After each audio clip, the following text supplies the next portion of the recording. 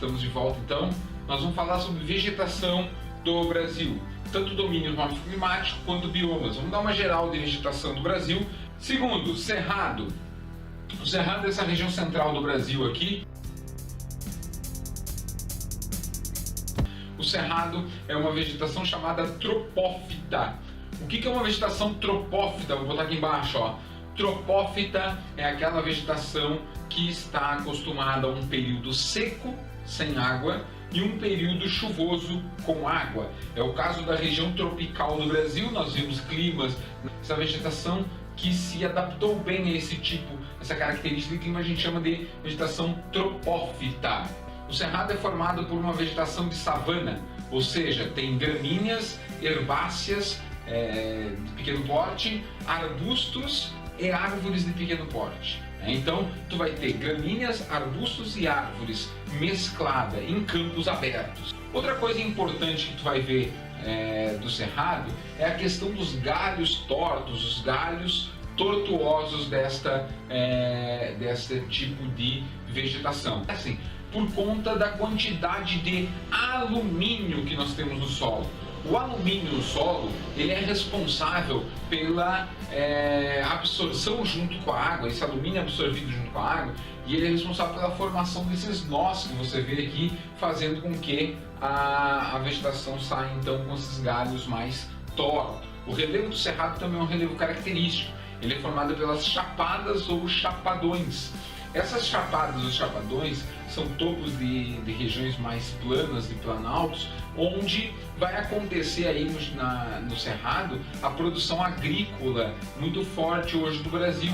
Por exemplo, a soja extremamente difundida na região do Cerrado hoje, por conta justamente desse planalto, por conta justamente dessa essa região mais plana, o que favorece aí a entrada de maquinária agrícola para a produção.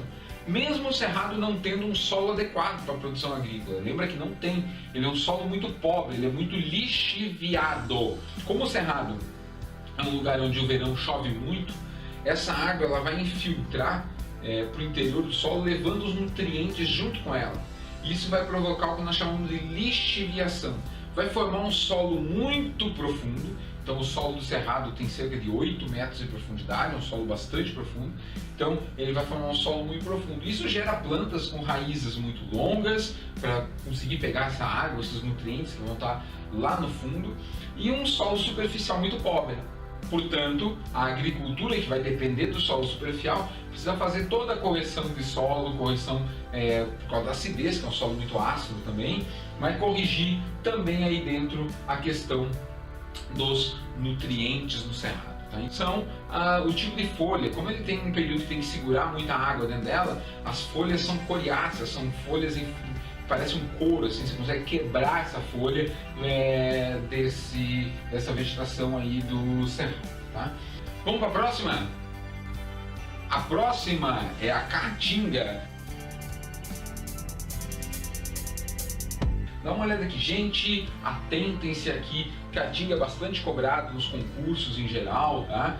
Também nos vestibulares, enfim, no Enem, mas o nosso foco aqui é o concurso, então ela é bastante cobrada aí nos concursos, inclusive já caiu na prova da ESA. Então dá uma olhada nela aqui, ó, fiquem atentos. A caatinga é uma vegetação da região do interior do Nordeste. Lembra que o Nordeste é dividido em 4 áreas, tá?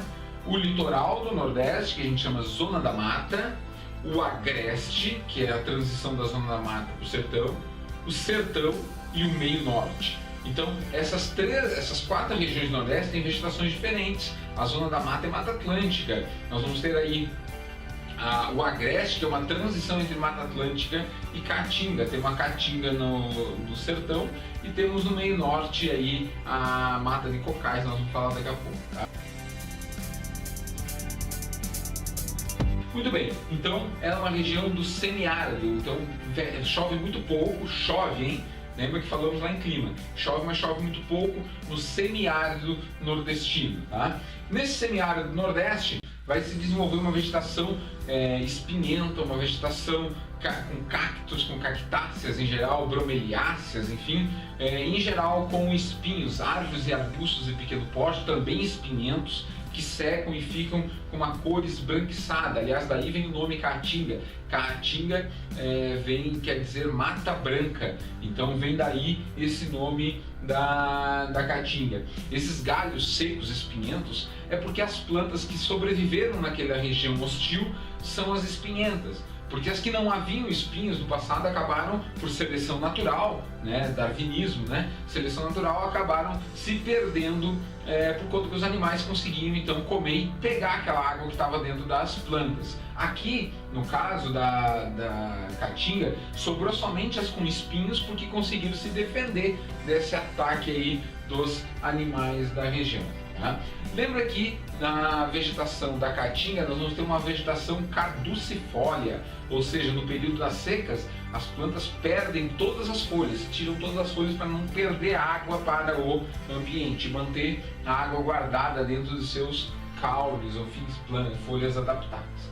Essa vegetação é chamada de vegetação xerófita. O que é uma vegetação xerófita? Isso é questão de prova, hein?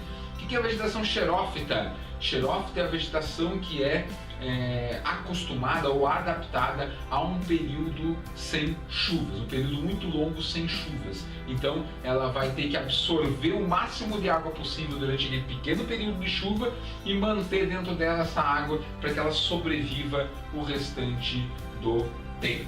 Tá? Uma outra coisa importante na região da Caatinga são os rios intermitentes. Falaremos de rios na aula número 5, que é de hidrografia, mas os rios intermitentes. O que é um rio intermitente? Rio intermitente é aquele rio que não tem água o ano inteiro. Ele vai ter água no período de chuvas, então durante o período de chuvas vai ter um rio correndo água ali.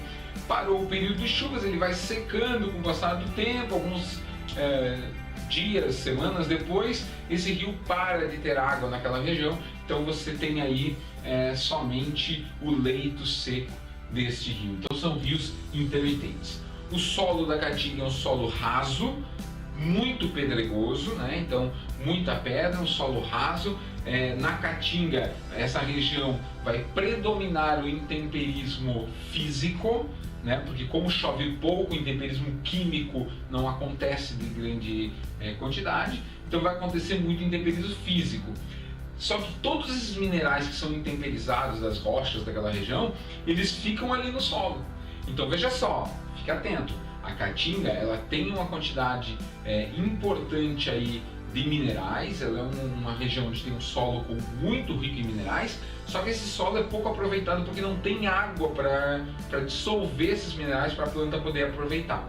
Né? Então ele é muito rico em minerais, só que ele não tem a água para fazer essa dissolução desses minerais. Caatinga, podemos falar também uma coisa importante, lembra que a Caatinga é palco aí durante anos da questão da seca, né? E essa seca vai provocar em alguns lugares, um pequeno processo de desertificação. É o lugar no Brasil onde nós estamos observando o processo de desertificação acontecer, onde o semiárido, em alguns lugares, está se tornando árido. Por quê? Porque em alguns lugares da região da Caatinga tem mais de 20, 30 anos que praticamente não chove. Então, nesse caso, existe um processo aí de desertificação em algumas áreas daquela região.